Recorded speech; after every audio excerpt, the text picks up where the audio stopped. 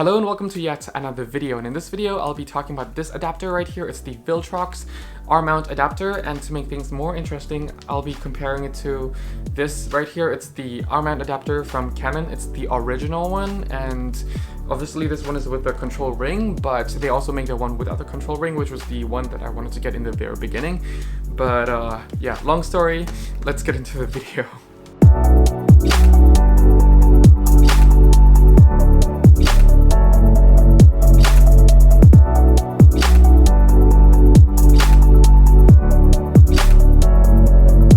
So recently, well, not really that recent, but a few months ago I actually got into the R system, and by getting into the R system I needed the R mount adapter, and I didn't want to spend that much on the RF mount as of yet, and RF mount is still relatively expensive right now, well, their lenses, even though they came out with a budget one, but I couldn't really justify buying their budget one when I also have quite a few L lenses available for my professional work with DSLRs and everything. So I decided, like, as of now, it's just best financially to just get an adapter and also see where the R system just takes me to. And to be honest, I am still more used to my DSLR than my mirrorless, even though I also use a lot of time my Fuji mirrorless system, but when it comes to Canon mirrorless, it's very different. And yeah, I'm slowly shifting from DSLR into mirrorless right now on my Canon side of things. So yeah, anyway, when I first bought the R, I obviously needed an R mount adapter, and as of that moment when I got it from the shop just ran out of stock. Like, all of the R mount adapters just went out of stock, from the normal one all the way to the one with filters. So the 100 euros all the way to like 400 euros ish adapters, they were all out of stock. And I checked in all of the stores that was on the internet, and all of the stores that I know at the time in Germany online, it was all the same, as if like all of them just decided to put all of these mount out of stock on purpose. I don't know why, it just happened. The entire winter, well, from like late November all the way to early January, all of the mount adapters were out of stock. And I checked on Amazon, and the only ones in stock were shipped from China, and I didn't feel like waiting that long. So I looked at all the stores in the Netherlands, because I actually live in the Netherlands, but my parents live in Germany, and I was in Germany at the time when buying the R, because it's cheaper in Germany. Yeah. Anyway. And at the time, all of the adapters also went out of stock, both third-party and original Canon version. And there was one shop that only had this adapter left, and there was only one in stock. And I ordered it. I ordered it right on the train because I was so frustrated after spending a few days looking for all the shops, and also searching on the internet and other places in France, in Poland, in Italy, in Spain, and they were all out of stock. I really don't know why. I decided to order that, and that was the last one they had in stock. 2 days later, they sent me an email saying that it was out of stock, and they'll do their best to send me the package as soon as possible without actually giving me the option to cancel it. So I was stuck with that order until like later in January. And just one day later, I found this Viltrox adapter on one of the smaller camera shop website, and that was the only place that had any sort of adapter for the M-mount. So I bought this one. And at first it was really reliable, and I was gonna do a really positive video about it, but after a while now, like after having it a while now, and also just a week ago this thing arrived, the R-mount adapter, the Canon one, I really see a huge difference between this and the original Canon one. Man, that was a huge surprise. So my story is, at first when I got this is extremely cheap, it's extremely light, but it's not really that cheaply made, but it's just very, very light. It's around 50 to 60 euros depending on where you buy it, plus shipping cost, at least that was in my experience. And even that, the shipping was delayed because it was close to Christmas. Oh my.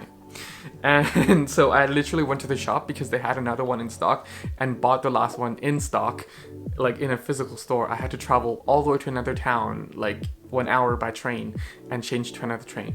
Anyway, just to get this one because that one came late and I needed to use it for a shoot, and like I really wanted to use the R for the shoot. Anyway, into the story. And yeah, at first it was really reliable. I was using the 35 1.4 on it. I was using the 24-70 f2.8. I was using my regular 16 to 35 f4L on it. I was trying all different types of L lenses on it, even the 70-200 f2.8, and it all worked really, really well. Very, very accurate focusing, and the speed was really matching my Fuji speed. So I was like, yeah, it's an R camera. It's the original R, and I was like, okay, the focus might not be that lightning fast as the R6 and the R5, but yeah, why not? And then after a few weeks of having it, I went out with my girlfriend in the park, and it started showing certain errors, that there was a communication problem with the lens and the camera and everything. So I turned it off. I didn't really care that much because at that time it only happened like once in a long while, like maybe after 20 or 30 shoots, then that message would pop up. But then it just like getting more regular. By regular, like maybe after 5 shoots or 10 shoots, 5 or 10 shoots, then that message would pop up again. And then like it wasn't that long ago, but it was still like end of last year when I figured out that it was actually to do with heavier lenses. So like if I were to use the f2.8 Canon lens or the longer 70-200, whether it's my f4 70-200 lens or the f2.8 70-200 lens, that it would actually show that message. It would also show message with the heavy 85 1.2 Mark II here. And I just came to the conclusion that as long as if I'm using heavy lenses on this particular mount, there's something with the contact that the camera cannot really have a proper contact with the mount adapter, and the mount adapter just can't really have proper contact with the lens. It seems a little bit loose with the connection. So yeah, that's why it showed up, because it never really showed up with the lighter lenses like the 16 to 35 f4, also the 17 to 40 f4L. It just didn't show on those lenses because they were lighter lenses, at least that's my theory. And then I also tried the EFS lenses on there, and it also didn't really show that. So all of my lighter lenses was fine. And even though the 35mm 1.4 is what I consider a lighter lens, but because of that 1.4 aperture, it was also struggling. And until, if you saw my unboxing video of this particular adapter, the Canon adapter, I was really, like, you saw my impression like the first time, that I was really surprised by how quick it was. And I was using the 100mm macro lens, and that was the non-L version.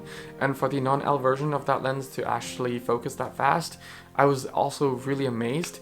And obviously 100mm, and that's a really dark corner of my studio room, so it was really focusing really nicely and fast and accurate. There was really less hunting. Sometimes it would hunt a little bit with this particular adapter, but yeah. I was also very surprised, like, the performance upgrade, because with the M system that I have, at least the third party works just as good as the original. But with the R mount, I cannot say for all of the third party, because for the R mount, there are so many third party companies out there. But I can say for sure for Viltrox that it's not as reliable. But if you're using like a more budget EFS lenses or the lighter EF lenses for the R mount, let's say you're using a Canon R or Canon RP, on a budget and using a lot of f4 lenses, the lighter f4 lenses, I think it's going to be accurate, and it's definitely an adapter that's worth looking at. So if you're, let's say, a beginner, or even like a travel photographer or a travel landscape photographer who doesn't really use that much like heavy f2.8, f1.2 lenses, but you're using like a lot of the lighter f4 lenses, then this you can kind of get by with. But if you care about the weather sealing, then I would actually recommend Canon more. On the long run, I think Canon is still a better investment in terms of adapter, because the communication, regardless of how heavy the lens is and how big the lens is, the weight itself doesn't really contribute to the connection between the communication of the camera, the adapter, and the lens. So that's what I really, really like.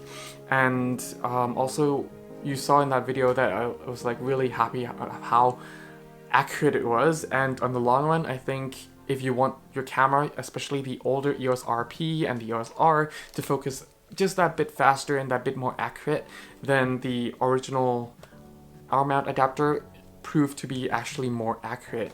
Especially, this is really crucial, especially when you're shooting portraits and you're using that f1.2, where you need the most accurate focusing you can have, because f1.2 again is very shallow depth of field. Even f1.4, it's also shallow depth of field. So yeah, there's that. And if you're a landscape photographer, even if you're starting out, I think it's still better to have your camera as weather sealed as possible. And as of now, I think all of the R cameras are weather sealed to a certain extent. Even the RP is weather sealed to a certain extent. So yeah, as much as you have weather sealing on your camera, I think shooting outdoors is gonna be better for you, because then you're not gonna be worried about your gear as much. But yeah, that's just my experience and a little mini review on this particular adapter, comparing it to the Canon one. And obviously, even if you get the most simple Canon R mount adapter from Canon, it is still going to be weather sealed. You just won't have this control ring right here.